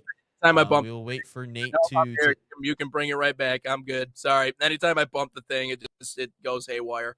But anyways, now you're right. And so I would agree. I think he would be a great fit for that position. But it is on Inter Miami's shoulders, but I'm sure also the MLS probably has some ideas. And not to say that they would directly. I don't think the league is going to intervene on getting them a manager or not. I don't think that's the case. Then they would do that with the other clubs that are valued at over $1 billion. That's just what I would say. But no, I think Xavi's the best one. I mean, Mascherano had like no managerial experience at all, but everyone knows that he played. Mascherano even played with Xavi. Like Mascherano played with obviously Messi and all of them, and before he even took the job, he's from Argentina and everything. So I think Xavi is the best option that you could have. Yep.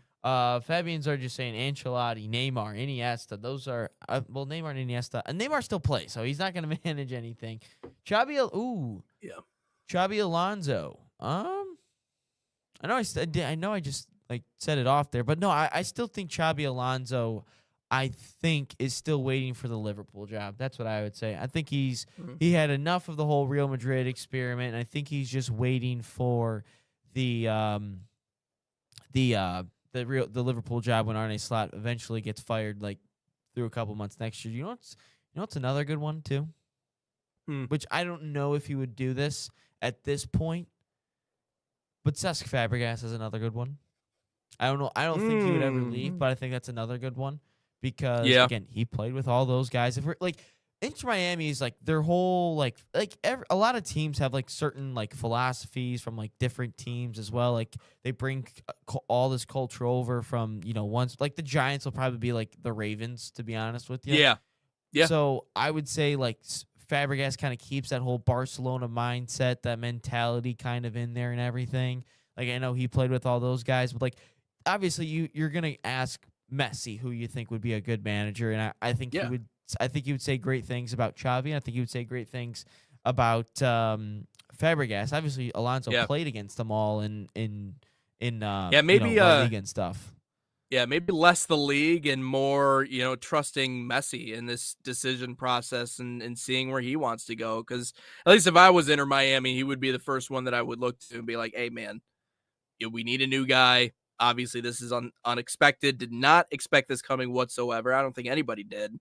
But we need you. We need you to kind of, because if there's one player you want to appease, there's one player you want on the manager's good side, it's going to be Messi. Not that the manager would ever do anything, whoever it is, to piss off Messi. Of course they wouldn't. But he's probably going to squarely have his hand in what this next decision is going to be, and rightfully so.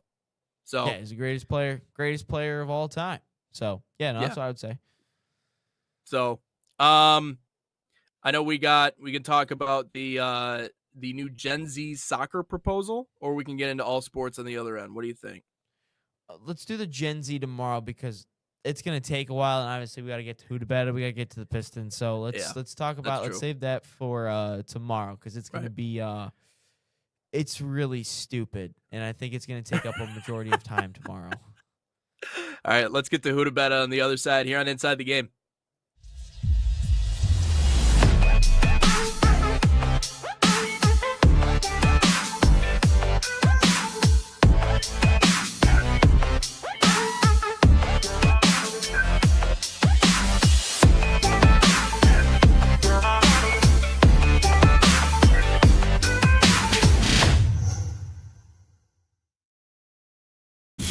Experience the thrill that came like never before with NSN's Game Rewind. Dive into full match commentaries enhanced with cutting-edge dynamic graphics, letting you relive the highs and lows of your favorite matches in astonishing detail. Whether it's a championship win or a legendary play, NSN Game Rewind bridges the past and future with a broadcast experience designed to captivate. Call 586-304-4405 and start watching today.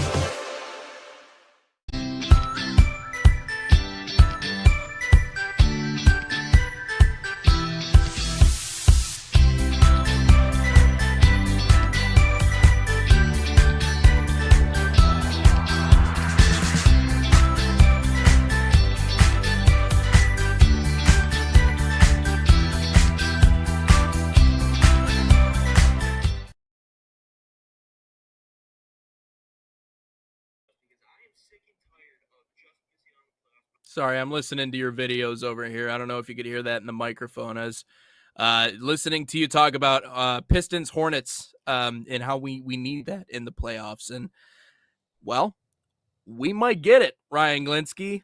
Pistons and the Hornets in round one. People say it would feed families. I don't know about all that. The antics would certainly be interesting. But yeah, man, I don't think you're too far off on that one. What a game yesterday against the Heat.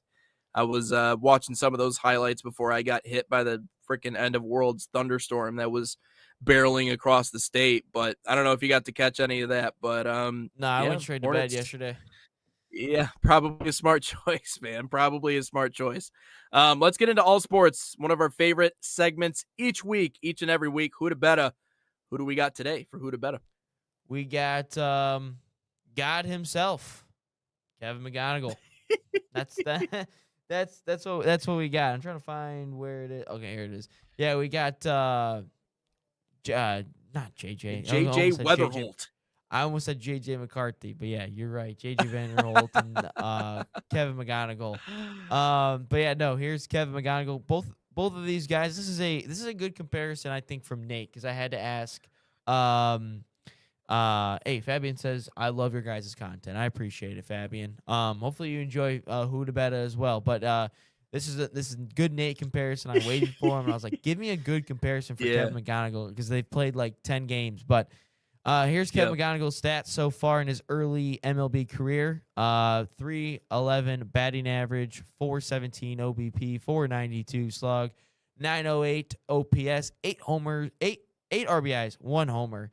And then the other side for JJ Vanderholt. 231 batting average, 338 OBP, 385 slug, 722 OPS, 13 homers. I am not braining either 13 today. ribbies.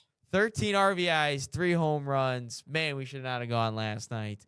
But anyway, who to beta between these two players? Oh, man. Well, you know what's crazy when you look at both of them? There's so many similarities. JJ Weatherholt, I think, is 5'9". I believe Kevin McGonigal is also 5'8", 5'9", something along those lines. They're both infielders. Weatherholt has a 55 grade arm. McGonigal clearly has a strong arm. I don't know if you saw the freaking Jeter he pulled the other day, but that was pretty cool. So clearly McGonigal's arm is getting stronger. So very similar prospects. And also the Cardinals are off to a pretty good start this year. I didn't expect that out of St. Louis, but they've looked pretty good. And obviously they have a decorated history of developing prospects. You don't win 12 World Series titles without doing so. But what I will say is that they are very similar in so many different ways in stature and arm and the way they play. And I love that the Short Kings are starting to really find their way through in Major League Baseball. I just called a series against Great Lakes. Chuck Davalon, who's one of their top 5 prospects, is an Arkansas kid. I think he's like 5'8". I'm watching him out there at the plate. I'm like, hey, yeah, you know what? Hell yeah. 5'8" guys can do it, just basketball or football or anything else. But they can certainly do it in baseball. But the one thing that I will say is different between when you look at Weatherholt and McGonigal, JJ Weatherholt has more pure power from that perspective, evidenced by the 3 home runs. That's extremely impressive. But what I will say is I do think from a very good defensive profile, which I think JJ Weatherholt is, and I also think Kevin McGonigal is, I think they're too comparable on the defensive side of things with the glove in the arm, that the one thing that separates them is which profile do you like more from an offensive perspective. And like I said from the beginning, you don't get to the top of that prospect list without being the most pure hitter in baseball. And that's what we said on the show before. That's why we landed on the promo video. Somehow, I was not expecting that. I was just sitting here waxing poetic because Ryan opened the door for me, and I was like, cool, I'll walk in, no problem about it. But you don't make your way to the top of that list if you aren't the best, most pure bat-to-ball hitter that the game sees in that top 100. It's one thing to break into the top 100. It's another thing to, in 1 year, put yourself squarely in that number 1 spot. And of course, not in every publication, but in many of them. But if you look at the way the modern game is, there are going to be a lot of people that say Weatherholt because he's just right now, his power is at a different level. Not to say Kev's won't develop, because I think it certainly will develop.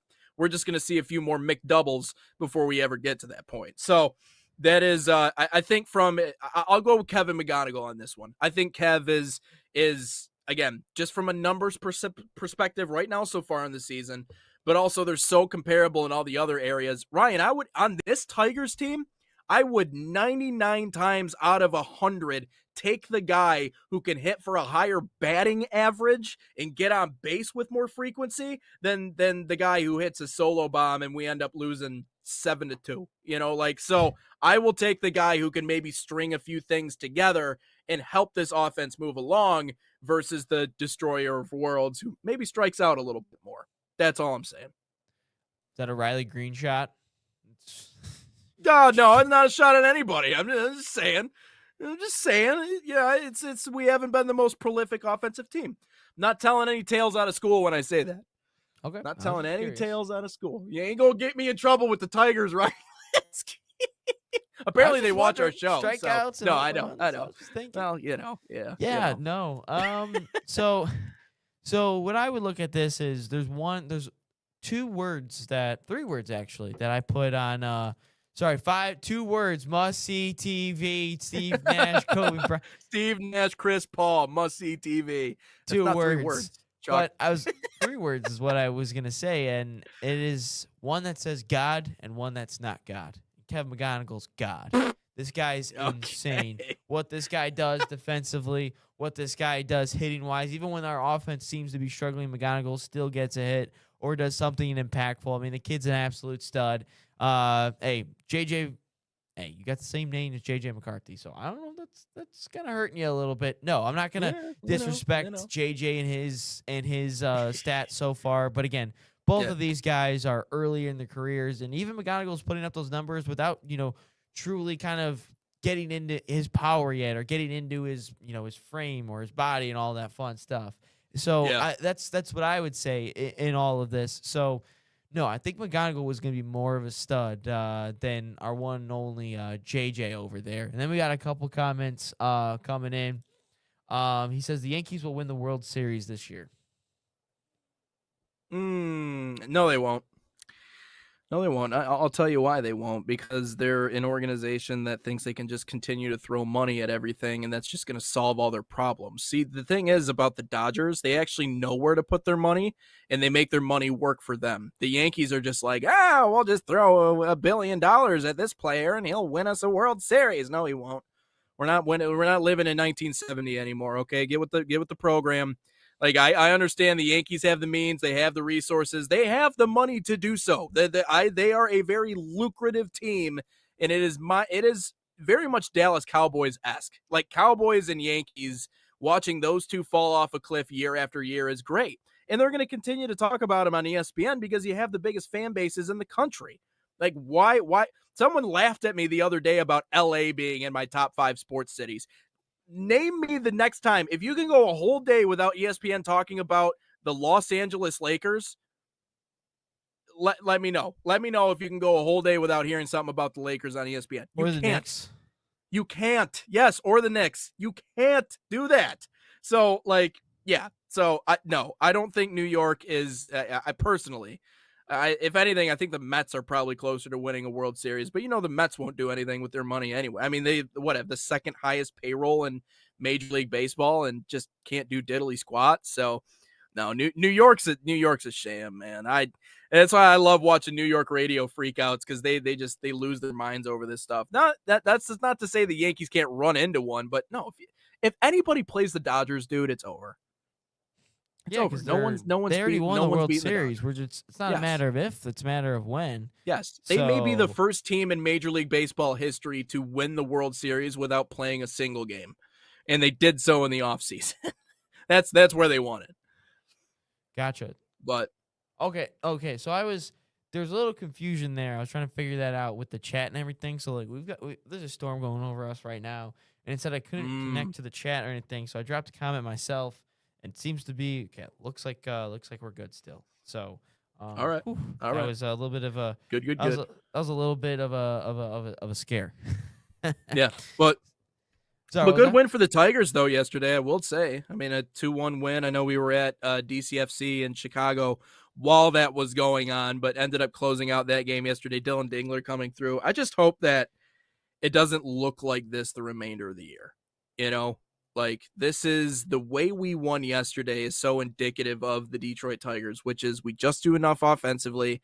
The pitching staff shuts things down and we win it 2-1. Like, it is, you don't want to see that all year. Anyways, just thought I would work that in. But, would you say we got to still thank Al Avila a little bit? Because he got us Dingler. That would be a really good topic. I didn't even think about that topic for all sports. Mize is still there. That topic. You still have, Torkelson's there, Riley Green's there. Wasn't Kerry Carpenter his guy too? Like, I'm just curious. Does my ex-girlfriend's new boyfriend, do I deserve any credit for making her who she is? Do I deserve any credit? Wow, she left my ass. Not where I thought this was gonna go. She left my ass, right? So she wouldn't be who she is without me, right? I mean, I'm sitting here all alone. She's out with some new guy, on a beach somewhere. But I deserve some credit, right? Because she dated me first, guys. I mean, come on, she wouldn't be who she is without me, right? Now that's what I think of that argument when people talk about does Al Avila deserve credit? No. No. Ryan, he I got could a lot put of guys you for us. I could put you in that room and you could do just as well as Al Avila did. The difference is developing. Okay. Well, it's not the GM's job to develop, no? No, but you put the pieces in place in order to develop. Yes, absolutely.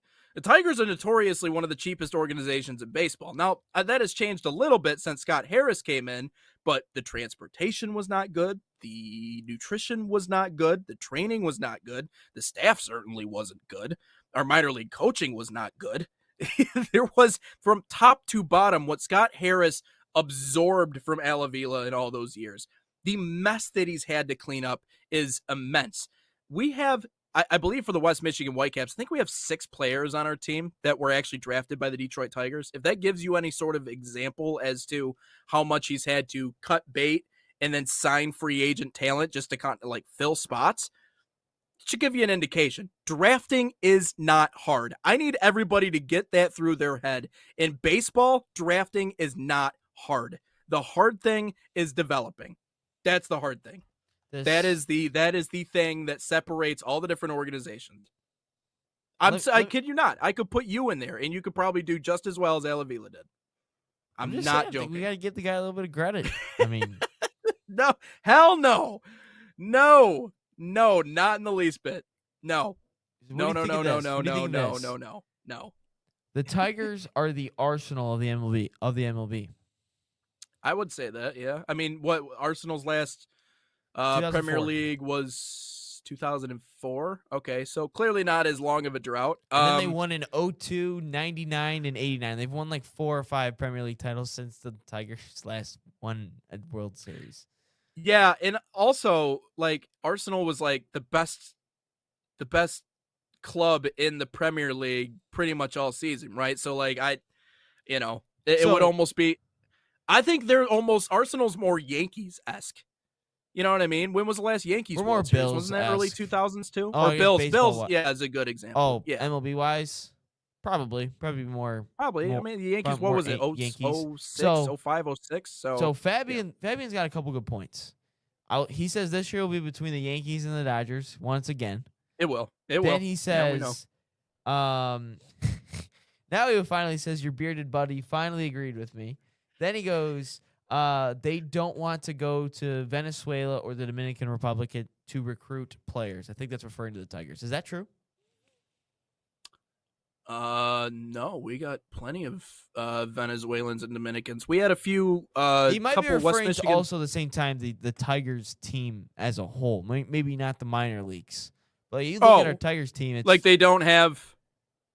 No, because I thought the Tigers. A ton of diversity. Well, first of all, Miguel Cabrera, the best hitter in the history. Miguel Cabrera retired years ago, and he wasn't good years ago. Venezuelan. We did back in the day. V-Mart in where's Wenzel from? So Wenzel Perez. Is he even on the roster right now? Dominican Republic. Yeah, Wenzel's from the Dominican. Hold on. Let me look at the Tigers roster. I was bringing up Miguel Cabrera because like if I'm thinking about like the best players in our organization's history. Okay, Emmanuel De Jesus, Venezuela. Let's say Kenley Jansen. Forgot about him. I closed it out yesterday. You know, he was a catcher to begin his career. Cater Montero, Venezuela. Framber Valdez, Dominican Republic. I guess they didn't draft Framber, so if you want to they just phrase it that way, they just signed him. Gleyber Torres, again, signed him, Venezuela. Javi and then, signed. Yeah, Javi. Well, Javi's Puerto Rico, so... Oh, yeah, and then Wenzel out of the Dominican. So, I don't know. Yeah, they're scattered all throughout the minor leagues. What do you think of Javi Baez? I know you're Puerto Rico, or from Puerto Rico. Yeah.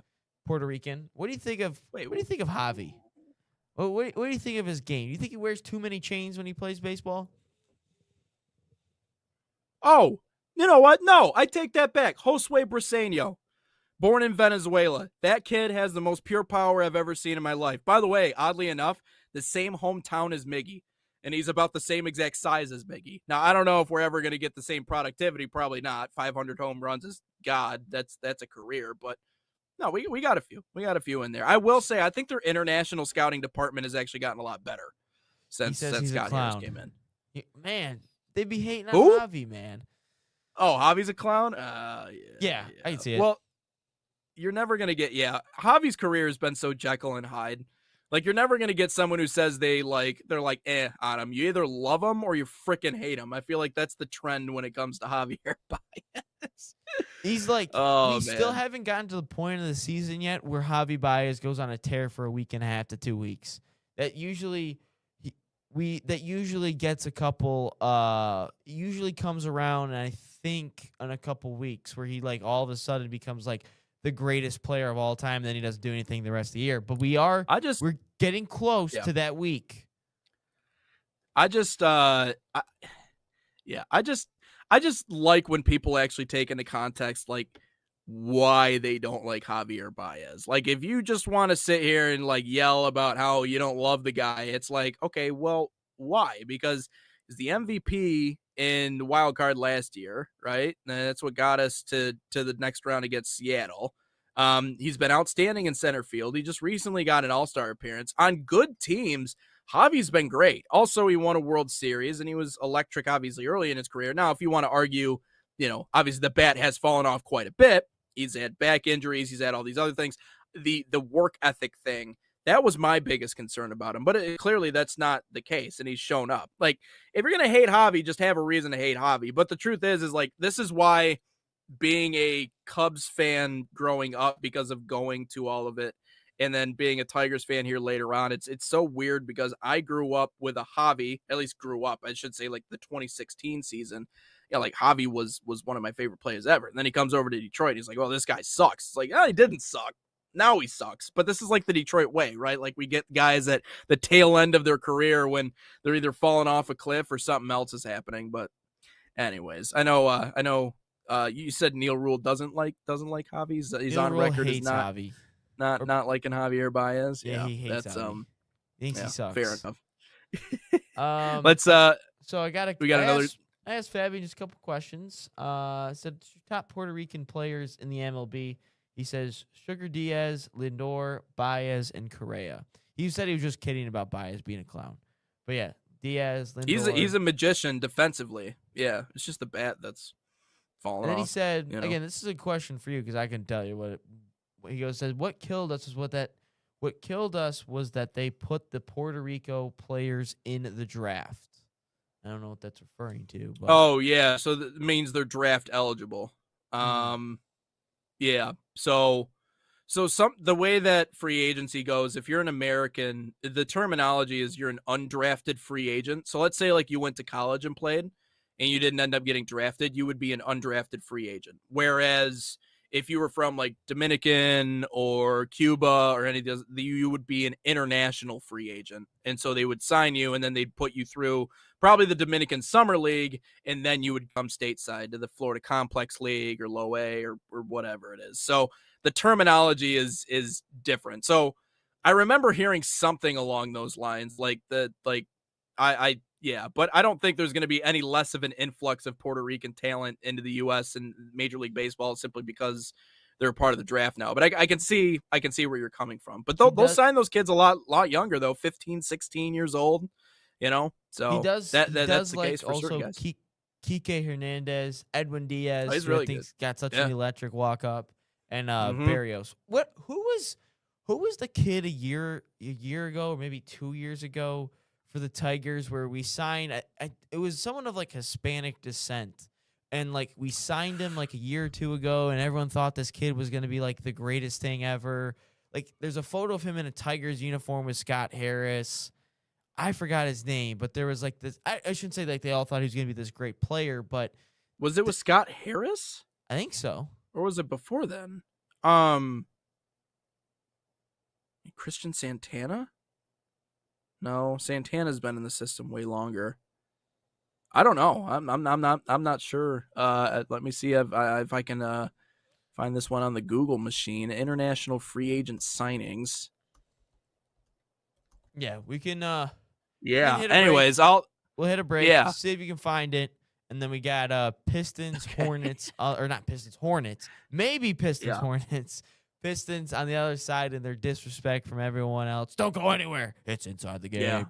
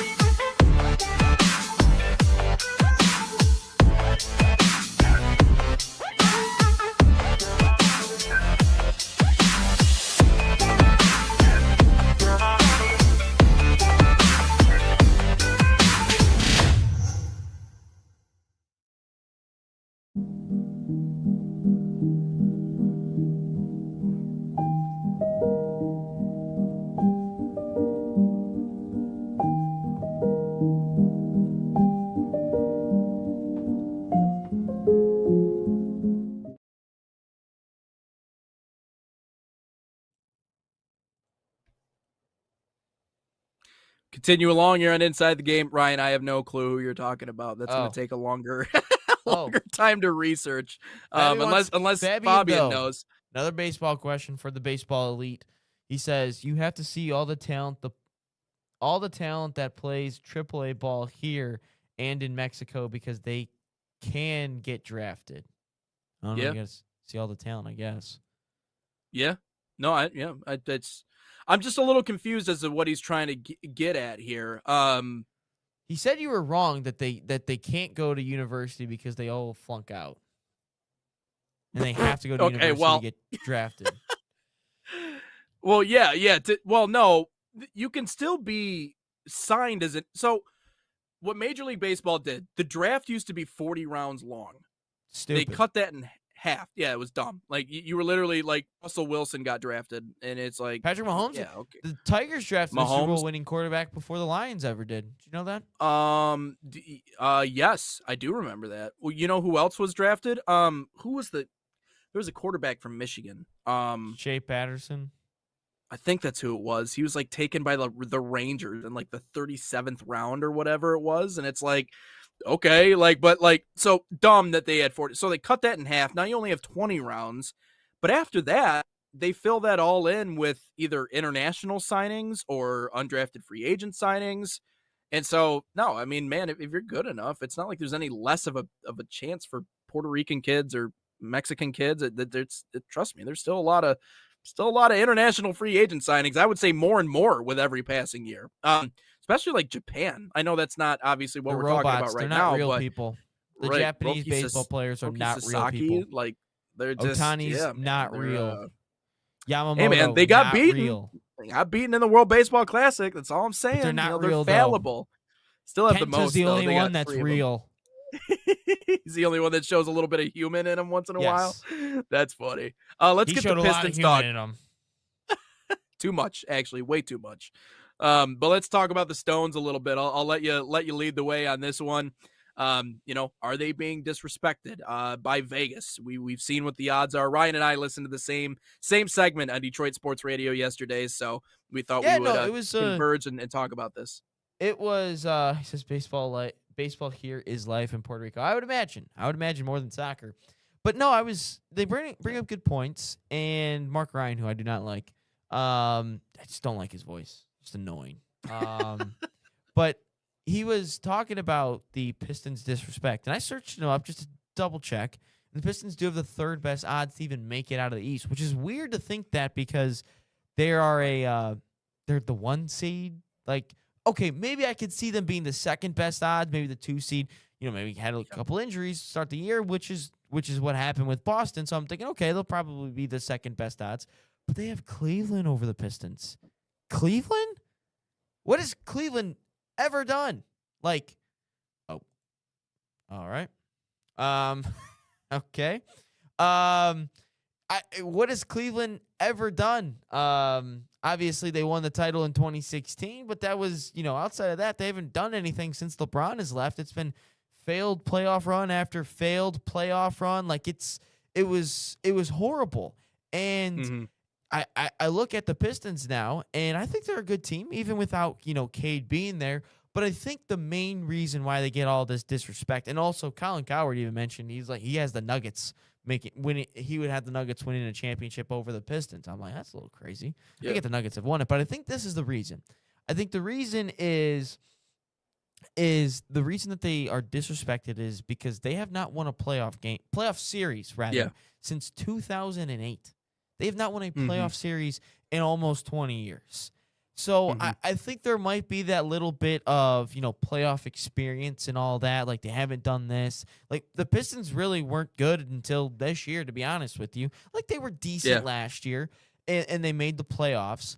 But I will say this, in terms of the whole experience and all that, I'll tell you, they started off their playoff experience in maybe one of the most hostile, if not the most hostile NBA environment that they could have gone to. They went to Madison Square Garden and had to deal with all that cat and Big Body Brunson, as they like to say, and all of his flopping and all of his antics and his weak ankles.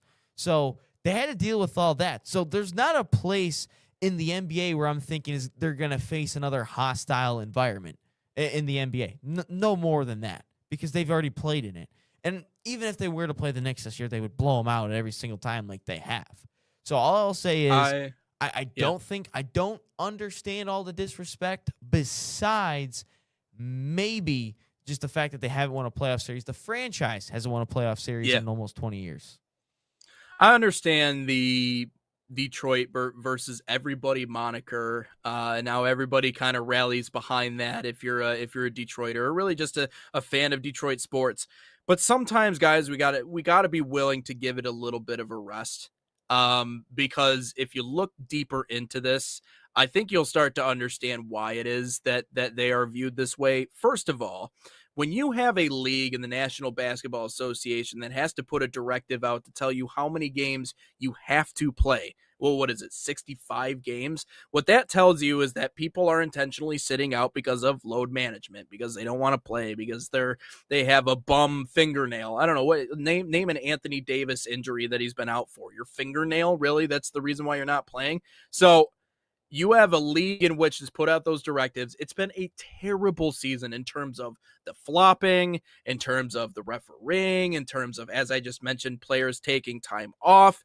Where we have gotten in the NBA is that, unfortunately, going wire to wire, as impressive as it is, and I will say it is impressive, it's just not as, I guess, respected as it was once was. Even when you look back at those old, Golden State Warriors teams, what they were doing, like, even nowadays, it's the same as OKC the other year. I'm not really sure anybody looked at that team and went, "Oh, that's impressive. They were in first place the whole time." That's the unfortunate reality. The regular season in the NBA and the playoffs are two completely different atmospheres, universes, everything. And I wish it wasn't that way, right? This product for the NBA would be so much better if the regular season actually meant something.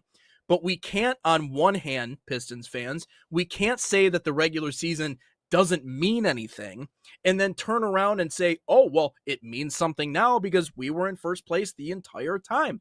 It doesn't work that way. Either it means something or it doesn't mean something. So which one is it? You're going to have to decide. But I will say that going from one end to the other as the first place team is still very impressive. And I do think in some ways that they have the makeup of a team who could make an NBA Finals, at the very least an Eastern Conference Finals, if not an NBA Finals. Defensively speaking, they're the third best net rating as a defensive team in the National Basketball Association. Rebounding, they're great. I mean, they have a playmaker in Cade Cunningham. Obviously, Jalen Duren is who he is. You have a specialist in Duncan Robinson. You have a lot of different pieces in which you can still win ball games. And I like the culture of this team. So to say that, that the Pistons don't have a chance of getting there. Maybe they're a little bit further on down the line, but it's a combination of things. The regular season doesn't mean anything, like I just said. Like what you said, we haven't won a playoff series since 2008. I mean, I wasn't even in high school then. Like this is a long time ago. High school. I think I was 12 years old at that point. Like it's been a while. So all of those things combined together, yes, of course people aren't going to look at the Pistons. And you didn't go out and get another star next to Cade. You didn't go out and get another guy like a Michael Porter Jr. or something. If you did, this might be a different discussion. I get it from the people who are like, well, it's just Detroit. Everybody hates on Detroit. That's too simplified. If you look at it a little bit deeper, you start to understand. It is true. And listen, I love the Detroit versus everybody, but at the very least, if anything, if I'm a Pistons fan, maybe I'm a little excited about this because now these guys are going to actually get to see it. Make no mistake, they know what Vegas says. Like, I don't believe they live in a world in which they're shut away from all that. They know what Vegas says. If that's not poster board material for this team going into the playoffs, I don't know what is poster board material. So just trust that they're going to look at it. They're going to respond to that. But yeah, I mean, when Cleveland and Boston and when they have everybody else out there, I've told you this from the beginning. The Celtics are the scariest team in the East when everybody is out there and healthy. It is just objective fact. It's reality. And so that's not to hate on the Pistons. I'm just saying, like, I think sometimes in listening to that conversation yesterday, a lot of the callers were like, that's why sometimes I wish we had callers on this show because it's like, nah, it's just Detroit. They just hate Detroit. It's like, can we just take a look at the NBA now and be like, this isn't what it used to be? See, look, I still don't think they make the finals. I think they lose to Boston. But the teams like Cleveland over us, come on now. Cleveland's not better than us. The Nuggets, yeah, they're not the same Nuggets as of a couple of years ago when they won it all. But like Rico said, bring it to Game 7 so you can get Game 7 James Harden, and then it's a guarantee that we're gonna win. We're gonna win that. We'll be good to go. That's a good point. I guess that is a good point. He's not wrong. Let's get into question of the day here. It's actually kind of brought by your experience yesterday, Nate. So Salt Athletic, an official sponsor of us here at the National Soccer Network. Use promo code NSN15 to save 15% off of that #1 smell-proof cleat bag. That 100% works. Scan that QR code on your screen or visit saltathletic.com today. But because of Nate's experience yesterday, what is the craziest storm story that you have? So the craziest storm story has to be, so I was driving back, and this is the weird thing about me. Like, if I'm going on a road trip, if I can drive, I like to drive because I think driving is like half the experience, right? Like that random ass gas station you stop at in West Virginia that you're like, where am I? And I shouldn't be here because dumb. I feel like I feel like the eyes from the mountains are watching me. Like they know I'm not from here, right? So I feel like those places are half the fun. Or pulling up to like a Casey's after you've been driving for 12 hours. Like it's something about it, get your snacks. Anyways, I like driving on my vacations. And so I go down to South Carolina with 5 friends. Now, mind you, this is college, right? Like Myrtle Beach is like the budget destination for people if you want to go on spring break because you ain't going to pay a whole lot as long as you don't go to the tourist traps.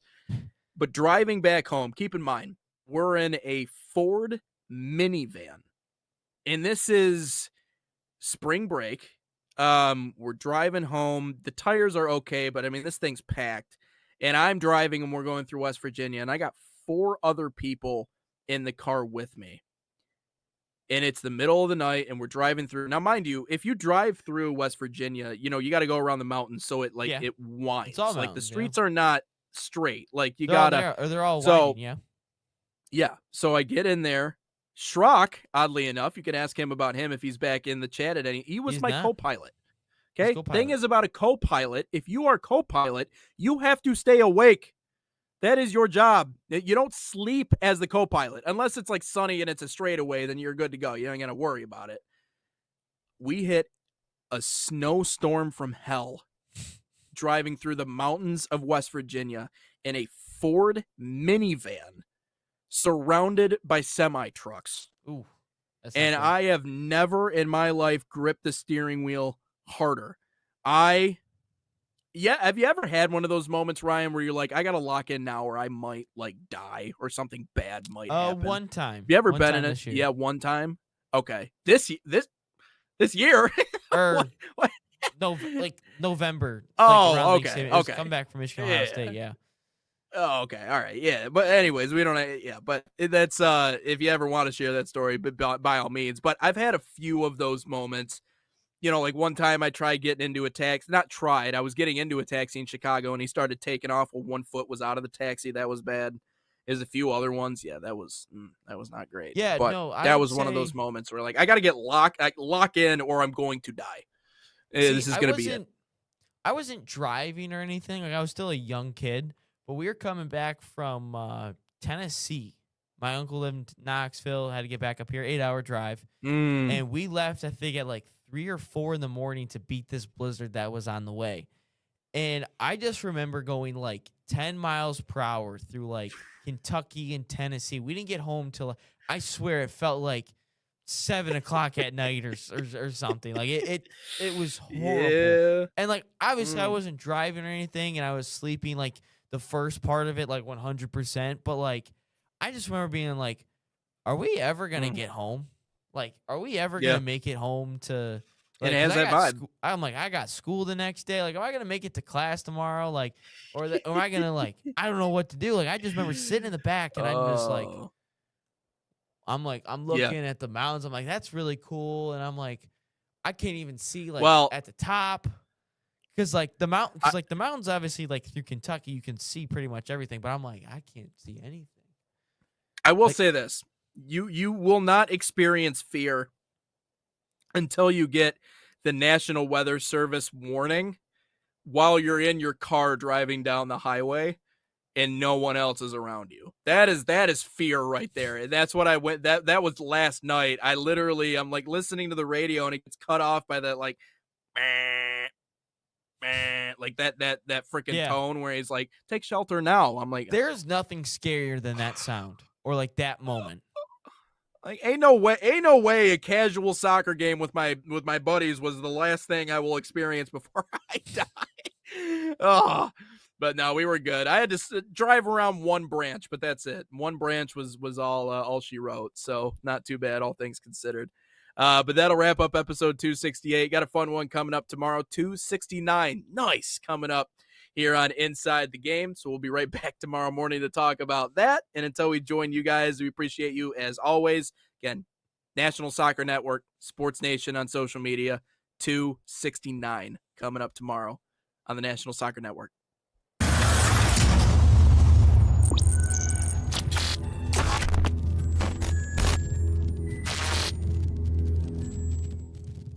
From the biggest matches to the hottest takes, Jonathan Turner and Nathan Wenger bring you the stories, the analysis, and the edge you won't get anywhere else.